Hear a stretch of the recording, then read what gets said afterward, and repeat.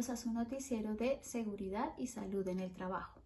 Hoy abordaremos el análisis de la sentencia emanada por la Corte Suprema de Justicia, la SL 572 del 2021, en donde se establece una demanda que conjuró el señor Alexander Castro Buitrago en contra de la empresa Neighbor Drilling International. En la primera instancia, es decir, en el primer momento en que el señor Alexander establece su demanda, lo hizo ante el juzgado laboral del circuito de la ciudad de Bogotá. Allí se le concedieron las indemnizaciones y pagos del caso, pero no se estableció lo que él pretendía de fondo, y es la figura que se conoce como estabilidad laboral reforzada. Es decir, que el paciente o la persona tenía una condición de debilidad manifiesta, en este caso según las consideraciones del demandante, en un detrimento bastante grave de su estado de salud debido a un accidente laboral sufrido dentro de la compañía y que termina finalmente llevándolo a la condición de enfermedad en el manguito rotatorio de su hombro. El tribunal les decía, el juzgado, perdón, de Bogotá le concede entonces las indemnizaciones, pero no la figura de estabilidad laboral reforzada. De ahí que el demandante entonces incurre en una segunda instancia ante la sala laboral del Tribunal Superior del Distrito Judicial de Bogotá. Allí, nuevamente, el tribunal de la sala laboral le da al demandante nuevamente las indemnizaciones del caso, pero insiste en no otorgarle la estabilidad laboral reforzada. Finalmente, entonces, se atribuye la tercera instancia, que es la Corte Suprema de Justicia, en su sala de casación laboral, donde finalmente se da una determinación frente a las pretensiones del demandante.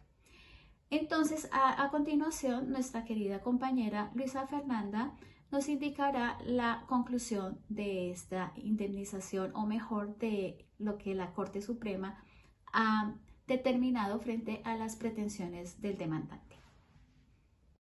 Finalmente, como resultado de este proceso, la Corte Suprema de Justicia, en su fallo, decidió absolver a la empresa Norbos Drilling International Limitada de las peticiones realizadas por el señor Alexander Castro Buitrago.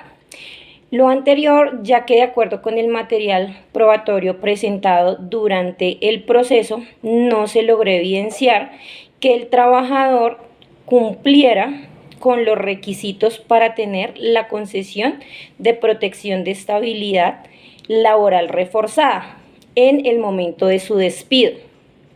Esto según lo que está descrito en la Ley 361 de 1997. No obstante, la Corte Suprema de Justicia en su fallo decidió que la empresa Norbos Drilling International Limitada deberá pagar al señor Castro el saldo pendiente por indemnización del despido injusto.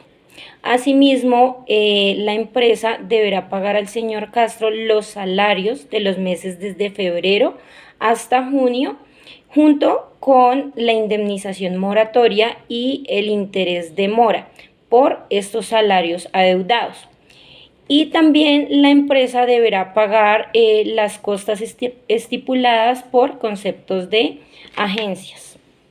Buenas noches, mi nombre es Claudia Corredor, soy profesional en seguridad y salud en el trabajo y he sido invitada en este momento para emitir mi opinión en cuanto a las obligaciones y deberes tanto para trabajadores como empleadores identificadas en la sentencia 572 de 2021, accidente de trabajo, estabilidad laboral reforzada.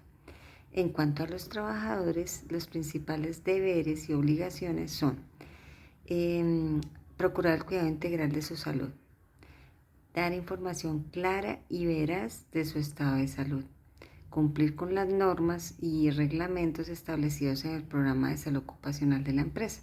En cuanto a los empleadores, procurar el cuidado integral de sus trabajadores e informar a las ARLs las condiciones de salud y las novedades que se consideran relevantes en cuanto a los trabajadores. Es muy importante resaltar también los derechos con los que cuentan los trabajadores.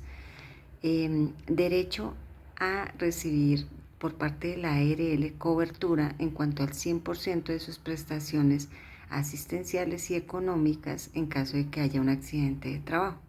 También la cobertura en cuanto a tratamientos médicos, quirúrgicos y los procesos de rehabilitación y reintegración a la organización. Esto también cubierto por la ARL. Buenas tardes. La importancia de la sentencia SL 572 de febrero del 2021 de la Corte Suprema de Justicia en la seguridad y salud en el trabajo. Encontramos que hubo falencias del empleador en el momento de implementar las medidas de seguridad y que no aplicó ni mantuvo los sistemas de control necesarios para la protección del empleado. Lo que implica que hubiese pues pérdidas económicas para la empresa y obviamente deterioro en la salud del trabajador. En esta sentencia se discutía también la calidad probatoria, entonces se indicó que pues es importante la calificación técnica que reciba el empleado de esa situación de vulnerabilidad, de debilidad que tenga, y que si no se tiene esa calificación, si se tengan unas pruebas o que se evidencien, que sea notoria la enfermedad, el estado de salud vulnerable en el empleado, que sea notorio, evidente, y que influya o incida en el trabajo realizado.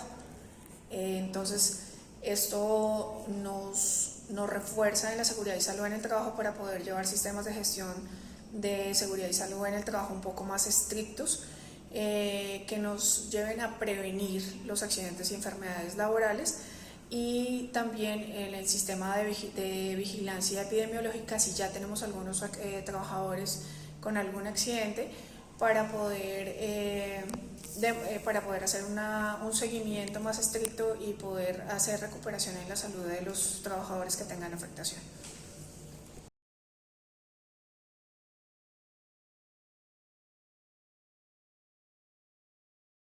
Para resumir, entonces vamos a entender finalmente que la Corte Suprema de Justicia en su fallo frente a la alegación del demandante indica que no se pudo establecer la estabilidad laboral reforzada a esta persona, básicamente porque no hubo la suficiente evidencia que así lo figurara. Sin embargo, hubo en la sentencia final algunos magistrados de la Corte Suprema que no estuvieron de acuerdo con esta sentencia y se abstienen de dar una votación. Es interesante también definir estos aspectos.